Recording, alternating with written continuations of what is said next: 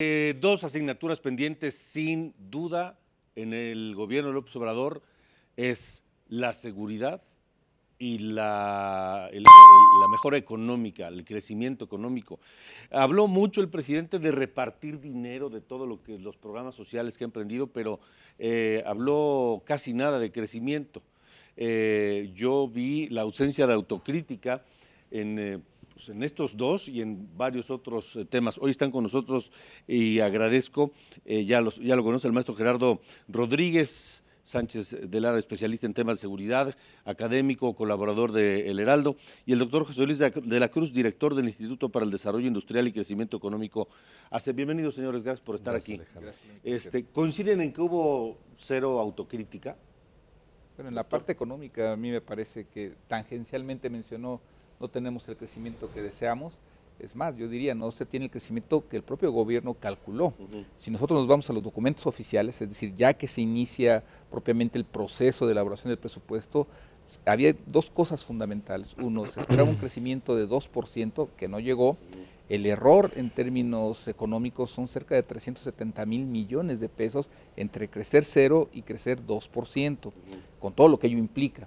Y segundo, la parte de producción del petróleo, que estaba calculado en cerca de 1.85 millones de barriles diarios, lo que ahorita tenemos en el último dato es alrededor de 1.670.000. Esto lo que tiene una implicación directa es para el propio gobierno. Sus finanzas públicas tienen una merma, por eso se tiene que recurrir a este fondo de estabilización y tomarle 150,000 millones de pesos. Y a mí me parece que son dos elementos que muestran de forma muy clara cómo los cálculos oficiales no salieron, y el primer ente que sufre esta afectación, pues evidentemente es el gobierno. Pero reconocerlo es hablar de un hecho, no de hacer autocrítica. Yo creo que al final del día lo que el presidente no puede dejar de decir es no están saliendo los cálculos. Sí. Evidentemente lo que él plantea es necesitamos otro año para sentar las bases, es decir, sí, no todavía para generar crecimiento, no todavía para generar desarrollo. Si nos metemos a variables como pobreza, empleo sobre todo, lo que estamos viendo en el empleo es la continuidad de la precarización del mercado laboral.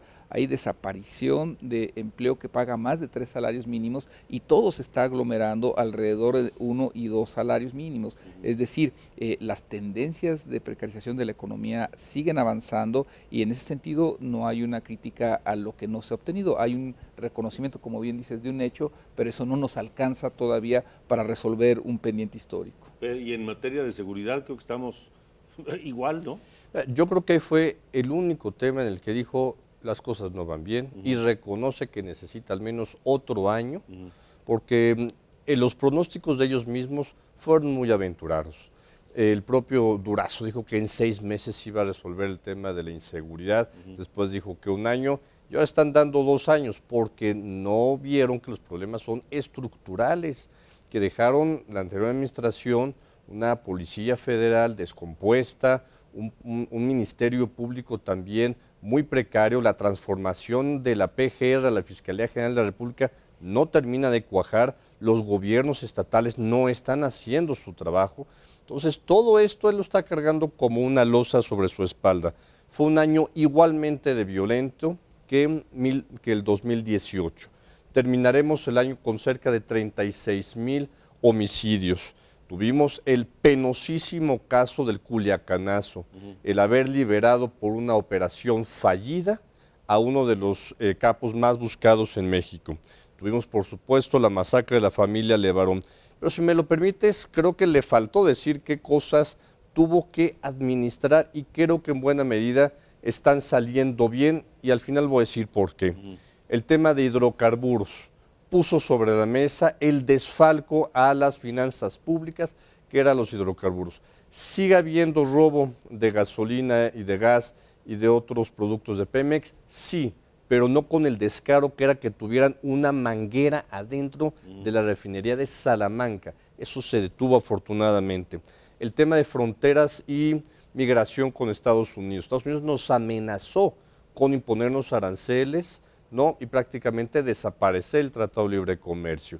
Y México tuvo que negociar con la Guardia Nacional, proteger sus fronteras. Es un tema de país en desarrollo. Con esto termino. Reformas institucionales legales. desapareció el Estado Mayor Presidencial, ahí no estoy de acuerdo, pero lo logró. Cambió al CISEN, lo convirtió en el Centro Nacional de Inteligencia y lo adscribió a una nueva secretaría que eleva su rango, la Secretaría de Seguridad Pública. Todo esto con reformas legales, además de la creación de la Guardia Nacional. Pero el eje de triunfo o de dar buenos resultados en estos temas es el tema del lavado de dinero, Alejandro. Para mí, el que está dando resultados contundentes en materia de combate a la corrupción, la impunidad y también ya poco a poco delincuencia organizada es la Unidad de Inteligencia Financiera que dirige Santiago Nieto. Él está dando golpes en todos estos temas. Ahí bien, esos son los puntos positivos que tú ves del primer año en materia de seguridad. Así es. Ahora, ¿qué se puede perfilar, doctor de la Cruz, en materia económica para que el resultado de 2020 sea mejor que el de 2019?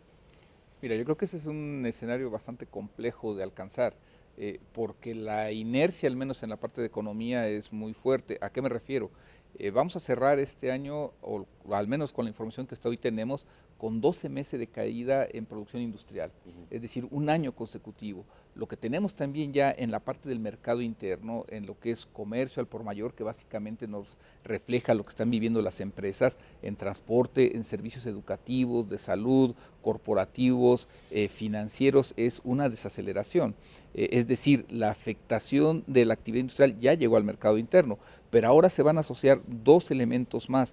Uno, la desaceleración industrial de Estados Unidos, que ya nos pega, por ejemplo, en el sector automotriz, y evidentemente lo que estamos viviendo con el TEMEC. Quedan 8 sesiones del Congreso de Estados Unidos para que se pueda aprobar este tratado. Si no ocurre, la historia que estábamos esperando de la firma de este nuevo acuerdo comercial y que con eso se generara certidumbre en la relación en América del Norte, podría, y lo más seguro es que no llegue. Entonces, desde mi punto de vista, si el gobierno mexicano no aplica un programa contingente de reactivación económica, lo que vamos a ver durante los primeros meses del 2020 es esta tendencia de desaceleración, esta tendencia de falta de confianza en la inversión. Hace un momento se publicaron los indicadores de confianza empresarial y básicamente todos vienen nuevamente a la baja. Entonces, en ese sentido, me parece que el gobierno va a tener que aplicar una política más fuerte de promoción de la inversión y de mucho mayor colaboración con el sector privado. El presidente me prometió un crecimiento anual de 4% durante sus 6 años de gobierno. Ya pasó el primer año y el resultado es 0, o sea, ya van -4. ¿Es alcanzable esa meta al final del sexenio? Ya en promedio se va a complicar si en 2020 no se alcanzan las metas que están planteadas ahí, que son muy ambiciosas. Por ejemplo, en la parte de petróleo ya estamos hablando de que se piensa producir 1.950.000 barriles. Estamos casi 300.000 abajo de ese momento y tenemos un mes para empezar a producirlos. Y de ahí el ingreso y el sustento del programa de gobierno se va a poner en cuestionamiento. El segundo elemento muy fundamental es la reactivación de la industria y del mercado interno, como hace rato mencionaba. Si en el segundo año no se logra generar un crecimiento de por lo menos 2%, que realmente ahorita todos los analistas lo ven muy complicado, evidentemente que alcanzar el promedio de 4%, como está en Plan Nacional de Desarrollo, que el propio presidente dijo que él escribió, me parece que va a ser complicado. Muy probablemente veremos el escenario que la OCDE mencionó hace semana y media, en donde en esencia los primeros 3 años de gobierno el promedio de crecimiento será alrededor de 1%.